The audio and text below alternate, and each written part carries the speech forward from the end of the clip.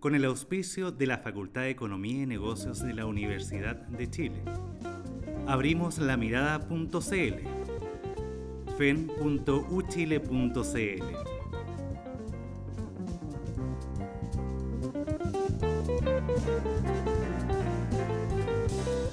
Presenta La Mesa.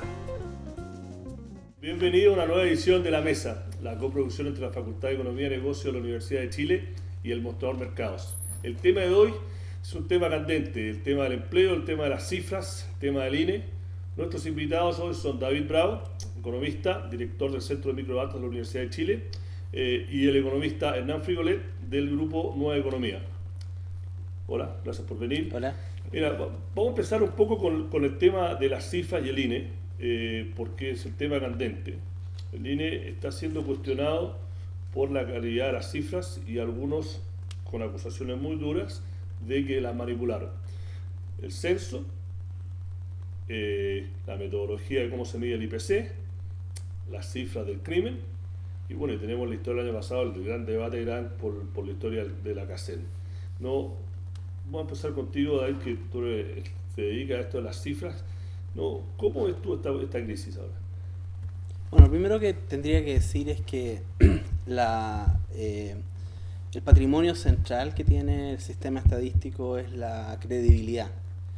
Por lo tanto, toda esta discusión ya empieza a generar un daño, ¿cierto?, al sistema estadístico.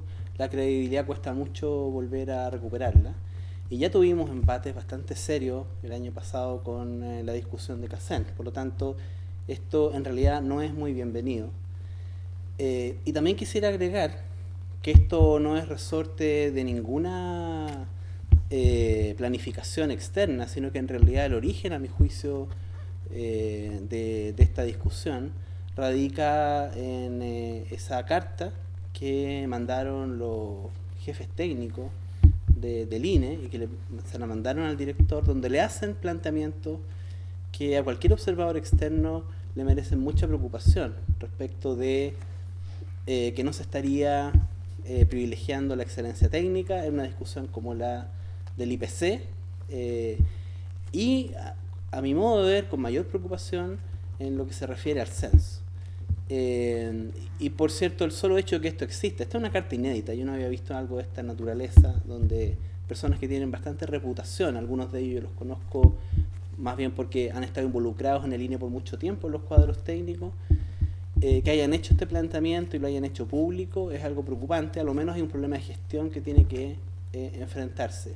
Generado el problema y además con las denuncias posteriores, lo que corresponde a mi juicio es que el gobierno tome cartas en el asunto rápidamente, porque si la credibilidad se sigue poniendo en tela de juicio, de aquí no vamos a volver. Estábamos discutiendo sobre la autonomía del INE y vamos a terminar discutiendo sobre la falta de credibilidad del INE. Por lo tanto, se amerita, a mi juicio, una medida rápida, urgente de parte del gobierno, que de alguna manera intervenga con algún comité externo que pueda restablecer la credibilidad en lo que son las cifras más básicas del sistema, como son las del censo. ¿Tú le crees a las cifras? ¿Tú crees que esto es un problema técnico o un problema político? Yo creo que está en el entremedio, que es un problema netamente de gestión. Es un director que lo ha hecho mal. Y la carta yo me da el termómetro de que efectivamente es así. O sea, cuando hay un equipo técnico que aprovecha la ocasión para pasar las cuentas de que los han marginado de las decisiones clave, en las cuales ellos deberían estar totalmente involucrados. O sea, es por lo que se les paga, es por lo que están allí. Es la responsabilidad que tienen que asumir. Y si hay un director que efectivamente los dejó a un lado, y la carta yo la leo en ese sentido, es el momento clave en el cual le hace la pasada de cuenta de su mala gestión. Lamentablemente son productos clave, porque del censo se desprenden las muestras para el empleo, se hace toda la recalibración de los instrumentos estadísticos más sensibles. Entonces yo creo que la situación del censo para mí es incluso más apremiante que la del INE, porque después usamos toda esa información para tomar decisiones de políticas públicas. Y en ese sentido, el esfuerzo del censo no es decir, ¿sabes qué nos sirve? Fue malo, lo vamos a rehacer. La cantidad de millones de dólares que se gastan en eso, el esfuerzo humano que hay detrás, y me cabe la duda ahora si es recomponible o no, técnicamente. Y yo coincido con David de que efectivamente hay que hacer una intervención de raíz, porque cuando una institución como el INE es puesta en duda, nos están poniendo en duda todas las informaciones económicas que se manejan en el país. El Banco Central usa los cimientos de la información del INE para construir las cuentas nacionales, la medición del PIB y todos los indicadores que ellos manejan. Entonces, para mí es de la mayor importancia que el problema se resuelva bien en el corto plazo y tengamos la institución funcionando, involucrando a todos los estamentos técnicos internos, al margen de que puedan ser complementados para solucionar el problema del censo con equipos externos. Dos preguntas cortas para ambos. Desde el punto de vista de ustedes, ¿los datos fueron manipulados o es la metodología que tiene problemas porque la gestión está mala? Yo creo que, honestamente, nadie puede hablar de manipulación. Ningún externo. O sea, las personas que hablen de eso es porque deben tener alguna información y la tienen que entregar. Lo que nos corresponde a todos los que estamos mirando esto desde fuera, ¿cierto?, es exigir que frente a cualquier, partiendo por la carta de los jefes técnicos del INE, a las denuncias que han venido saliendo después, que han ido subiendo de tono, lo que corresponde es operar de manera muy rápida para que efectivamente podamos restablecer la credibilidad, y eso requiere que entonces se establezca algún comité externo que básicamente identifique dónde están los problemas, qué es lo que se puede rescatar, si es que hubo problemas, qué es lo que se puede rescatar y qué es lo que no, ¿cierto? Y en ese sentido lo que uno esperaría es que en realidad se restablezca aquel buen trabajo del INE que regularmente todos pensamos que está bien hecho, y se identifique dónde hubo salidas de protocolo, digamos, en esta oportunidad, licencias que tal vez se tomaron en esta oportunidad que no se habían tomado en censos anteriores para hablar del censo. ¿Tú crees que esto le da un ímpetu para que la legislación que está en el Congreso ahora, que el INE se haga un ente autónomo? Yo creo que es el momento de retacar un poco, darse el tiempo y repensar las cosas, porque yo creo que no es sacarle dividendo político a esta situación de crisis y apurar entonces que declarando al INE un ente autónomo y nombrándole un directorio eso no va a solucionar los problemas. Yo creo que hay que madurar, hay que ver que si efectivamente hay un equilibrio justo en términos de lo que le estamos pidiendo al INE en términos de calidad y de representatividad de sus cifras, los recursos que está administrando no solamente recursos financieros, sino que recursos humanos que están a lo largo de todo el país. Recordemos que el INE es una institución descentralizada que tiene sedes regionales, y yo creo que hacia allá tenemos que ir, a fortalecer, efectivamente no discutir en términos de gobierno corporativo del INE, tenemos que ver a la institución en toda su dimensión. Y estos son dos botones de muestra en los cuales tenemos que reflexionar más y probablemente tendríamos que darnos un tiempo en términos de qué es lo que queremos como autonomía, cuál es el mejor gobierno corporativo que pueda tener el INE en esta visión más autónoma. Yo coincido, efectivamente sería bueno darle algún grado de autonomía, pero hay que pensarlo bien en términos, para mí decir el INE no es lo mismo que el Banco Central. No es pensar el modelo del Banco Central, lo importo y se lo pongo al INE y con eso, listo. No, yo creo que es bastante más complejo que eso por el tipo de información que maneja, es información totalmente pública, no está tomando decisiones de política en términos de interés nacional. El INE tiene un interés que es más allá de lo nacional, es regional y es comunal. Entonces por eso tenemos que darle un gobierno corporativo que recoja toda esa diversidad de necesidades y requerimientos de información. El proyecto de ley del INE en todo caso es bastante insuficiente, entrega recursos nimios para lo que es el fortalecimiento de una institución. Y esto era antes de esta discusión. Con esta discusión lo que uno tiene es que si tú a una institución que tiene un daño en la credibilidad, que tiene este tipo de denuncia, la vuelves autónoma, en realidad eso es equivalente a volverla impune. Básicamente lo que nosotros necesitamos es que una institución que técnicamente ha tenido una cierta tradición, ¿cierto?, ha tenido un progreso, pero que tiene debilidades, hay que fortalecerla. Y luego entramos a la discusión sobre el gobierno corporativo y sobre cómo la hacemos más autónoma, ¿cierto? Pero hacerla autónoma hoy día, con los problemas que tiene, es básicamente decir vamos a consagrar una caja negra, cuando en realidad en este minuto lo que tenemos que hacer es ir a despejar toda soma de duda de lo que ha estado ocurriendo al interior. Okay. Bueno, vamos a tener mucho que hablar, a lo mejor hacer un programa de esto en un par de semanas, a ver cómo se resuelve, pero ahora vamos al tema. Esta semana, 1 de mayo, no se celebra el Día del Trabajo. El 1 de mayo que encuentra un Chile con un boom económico de ya casi 4 años, con la economía casi a pleno empleo, con los salarios reales subiendo, inflación, si le creemos al INE, muy baja, pero con un clima muy crispado, con los mineros haciendo ruido, con la CUT haciendo ruido, es un año de elección, y entonces ahora vamos a analizar un poco qué es lo que está pasando en el mundo del empleo, si los números son buenos, son malos, qué hay detrás de los números. Pero antes de tener la reacción, vamos a una nota que produjo Daniel Payares y Juan Pablo Echenique. La baja tasa de desempleo en Chile tiene eufóricos a empresarios, académicos y políticos. Los últimos datos dados a conocer por el Centro de Microdatos de la Universidad de Chile y el INE muestran niveles de desempleo cercanos al 6%, algo asombroso en plena crisis económica internacional y bajos históricos para la economía chilena. Pese a esta situación, las centrales obreras saldrán con todo a marchar este 1 de mayo, pues creen que aún hay mucho por mejorar, más en tiempos en que el país crece por encima del 5%. Una de las demandas será aumentar el salario mínimo a 250.000 pesos, ya que consideran que el nivel actual es indigno y que el gobierno solo propone reajustes de miseria. El ministro de Hacienda, Felipe Larraín, por su parte, reiteró esta semana el ajuste de 205.000 pesos que ya había propuesto antes. Ahora, ¿puede ser más que 205.000? Probablemente sí.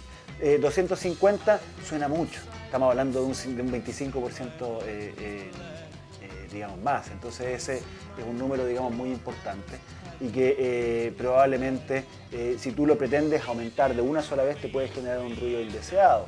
Sí se puede pensar en avanzar en esa dirección y fijar ciertas metas de largo plazo. Y eso es lo que debiera ser una institucionalidad que lleve a cabo la discusión del salario mínimo de manera permanente. Las centrales también exigen una nueva reforma tributaria, un sistema de pensiones de carácter público y una nueva institucionalidad laboral, todos temas que ya han agitado la campaña presidencial. Por si fuera poco, han convocado un gran paro nacional para el 11 de julio, donde ratificarán sus exigencias. En este escenario, vale la pena preguntarse qué tan justificables son realmente las demandas de los trabajadores chilenos. Hace 10 años atrás las demandas de los trabajadores no tenían mucho sentido, ahora sí. ¿Por qué? Porque Chile está a puertas de entrar en la categoría, digamos, de países desarrollados, con ingresos per cápita en PPP llegando, digamos, a los 20.000, muy cerquita de los 20.000 dólares per cápita anuales. Entonces, obviamente que las demandas son otras, las demandas cambian. Lo cierto es que el gobierno y los candidatos presidenciales están contra la espada y la pared, pues a medida que la presión de las elecciones crece, tendrán que controlarse para no actuar de manera populista, a la vez que tratan de hacerse con la simpatía y los votos de los trabajadores.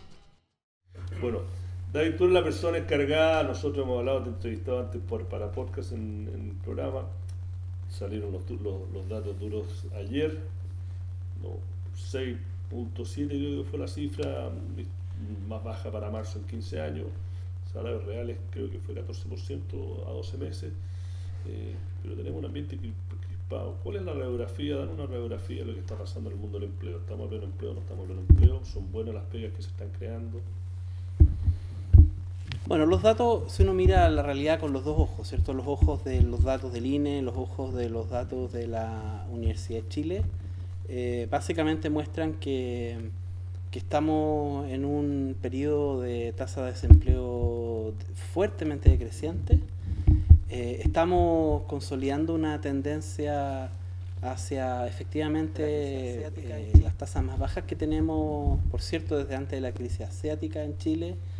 Y cuando uno mira el registro histórico de la Universidad de Chile, que tiene datos del año 57, efectivamente estamos dentro de lo que uno podría llamar tasas que desde el punto de vista estadístico son de pleno empleo, en el sentido de que en realidad son de las tasas bajas que encontramos a lo largo de la historia. Al mismo tiempo uno mira los otros indicadores, ¿cierto? El empleo ha estado creciendo, sigue creciendo, digamos, de manera muy vigorosa y también para completar el cuadro respecto del buen estado del mercado laboral, uno encuentra con que el empleo asalariado está creciendo también. En el caso de la Universidad de Chile, los datos que entregamos el día jueves pasado, básicamente el empleo de empresa está creciendo y, a mi juicio, el dato más importante de calidad, que son los ingresos en el mercado laboral, alza muy fuerte, ¿no? Que básicamente son el indicador de que efectivamente hay escasez de mano de obra. Por lo tanto, tenemos un conjunto de indicadores positivos que yo he insistido en la discusión pública de que es necesario no minimizar estos datos, porque Chile ha tenido, cuando uno mira históricamente, altas tasas de desempleo por largo periodo.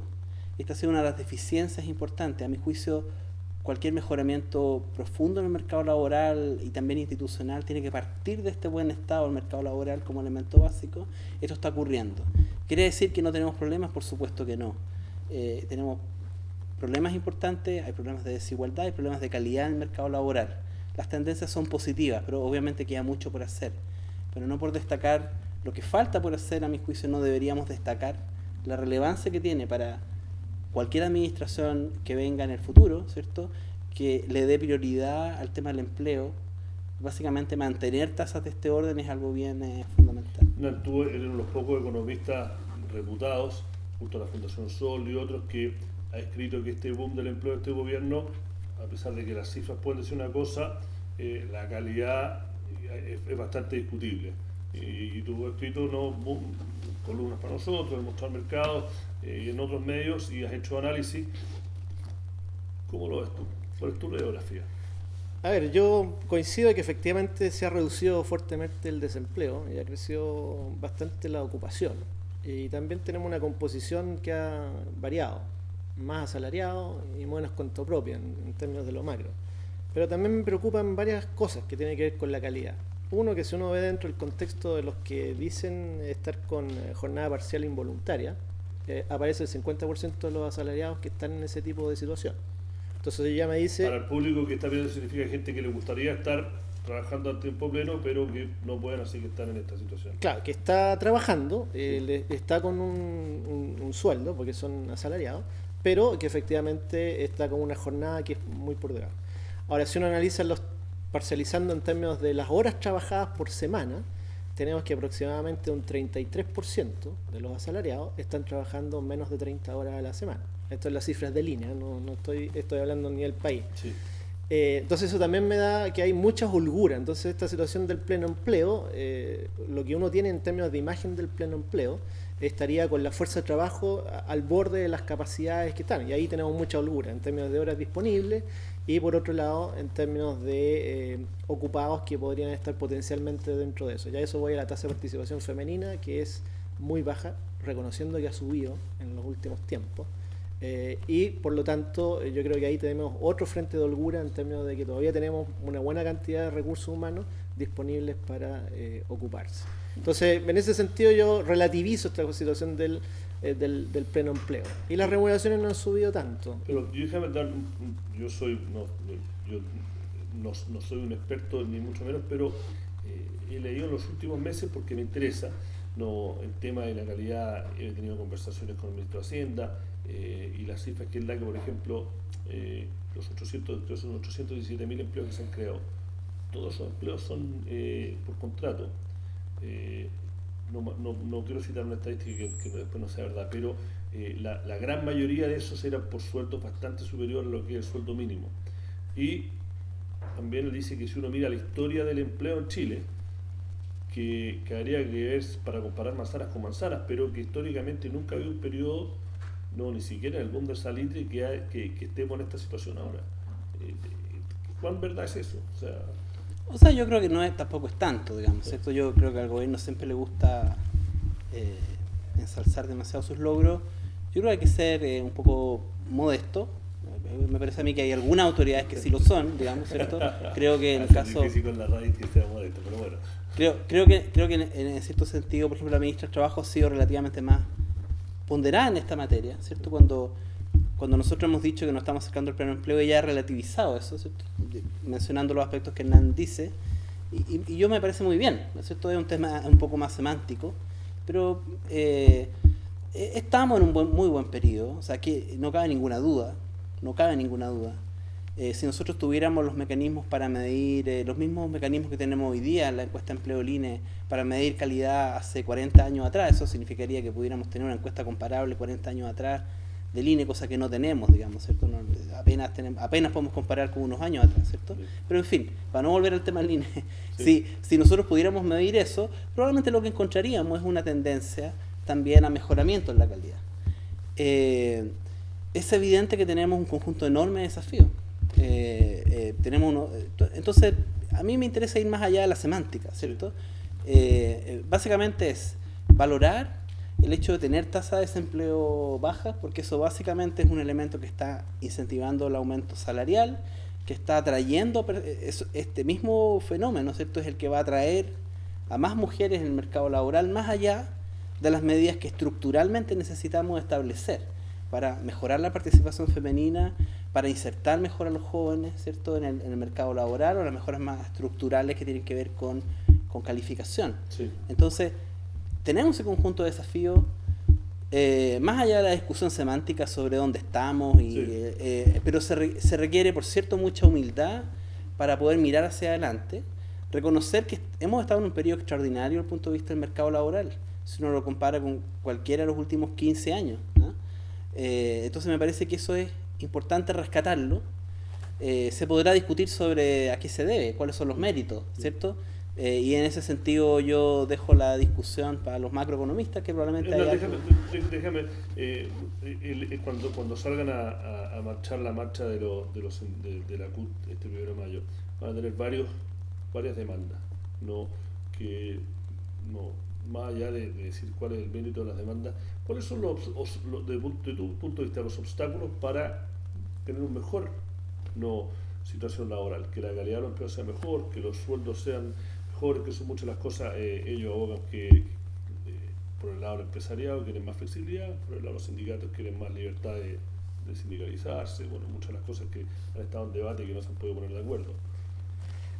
Yo te respondería desde la perspectiva de un economista y desde la micro, yendo al mercado laboral propiamente tal. Probablemente estemos cerca del pleno empleo, dado los niveles de salarios que tenemos en la economía.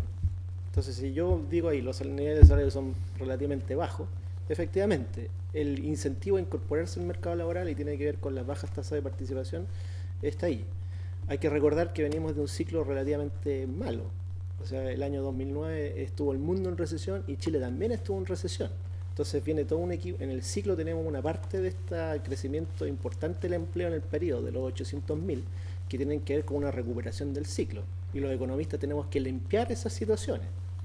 Porque si yo me voy, la situación es dramática. 400.000 el primer año, 200.000 el segundo, y empezamos este año con una creación de empleo que está bajo los 100.000. En una época estacional que es positiva para el empleo. Y el año pasado empezamos en esta misma época, el INE computaba que se estaban creando en 12 meses con respecto al anterior 200.000. Hoy estamos en la mitad. En el trimestre que acaban de entregar, la cifra de creación de empleo es de 100.000. Entonces eso me está mostrando que efectivamente la curva de recuperación se desvaneció y ahora estamos en situaciones de un crecimiento neto y un impacto sobre el mercado laboral que va a ser neto, limpiado todo este ciclo benigno de la recuperación después de una recesión. Bueno, pero va a cumplir, no fácil, pero va a cumplir la misión o la meta de crear 1 millón de trabajos. Hay harta discusión sobre el número absoluto. Yo también comparto que estamos usando un instrumento que es la nueva encuesta de empleo, que desgraciadamente, como no hicimos marcha blanca con la antigua, genera harta suspicacia respecto de estos números absolutos. Cuando uno usa la información de la encuesta de empleo de la Universidad de Chile, que indica que el empleo ha aumentado, ha crecido, digamos, rigurosamente, reafirma eso. Pero si uno extrapolar esas tasas de crecimiento a los datos nacionales, no te da 800.000 empleos. Si uno toma, por ejemplo, los datos de la encuesta CACEN, toma la encuesta CACEN 2011, ¿cierto? Y miras 2011-2009 y la utilizas para extraer crecimiento en el empleo, tampoco te da bastante parecido a lo que te darían los datos de la Chile si es que tú los extrapolas. ¿Qué es lo que indican? Indican que el empleo ha aumentado fuertemente, ¿no? Pero no necesariamente los 800.000. Si uno extrapolara, digamos, los famosos 800.000 empleos, a la fecha serían 600.000. Se puede discutir sobre la materia y me parece que hay bases para discutir. No deberíamos concentrarnos tanto, creo yo, en este tema de la discusión del famoso 1.000.000 de empleo. Sí. Vamos a estar en una buena situación de empleo al final de este gobierno, es bien probable, muy probable que sí sea. De que se crearon 1.000.000 de empleos o no, ahí ya estamos en una cierta discusión que probablemente vamos a poder hacer. Yo no creo que sea así. Tampoco considero que sea importante llegar al 1.000.000 de empleos, digamos, que la tasa de desocupación... Pero fue una promesa de campaña que incluso economistas de derecha decían que era de todas sus promesas era la que iba a ser más difícil. Bueno, el tema para muchos, nos pasamos por un par de minutos, pero el tema era entre el INE y el empleo. Muchas gracias, Hernán, muchas gracias, David. Cuando quieran. Esta ha sido otra edición de La Mesa, de la Facultad de Economía y Negocios de la Universidad de Chile y el mostrador Mercados. Muchas gracias. Y la próxima semana no hay programa, así que van a tener que verlo esto por 2 semanas en el sitio. Muchas gracias.